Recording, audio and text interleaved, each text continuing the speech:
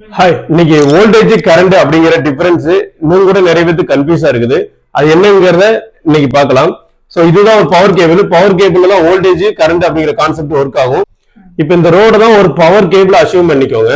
இந்த ரோட்ல ஒரே ஒரு கார் இருக்குது.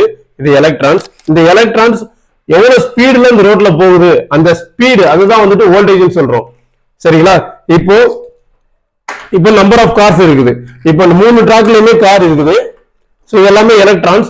இதெல்லாமே எவ்வளவு ஸ்பீடுல போகுது அப்படிங்கிறது வோல்டேஜ்.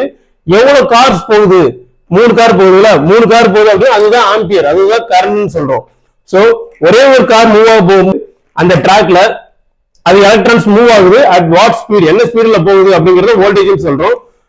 இப்போ 3 கார் மூவ் ஆகுது. ஸோ ஃப்ளோ ஆஃப் எலக்ட்ரான், 3 காருமே ஒரே ஸ்பீட்ல மூவ் ஆகுது. ஃப்ளோ ஆஃப் எலக்ட்ரான் தான் நம்ம கரண்ட் சொல்றோம், ஆம்பியர் சொல்றோம்.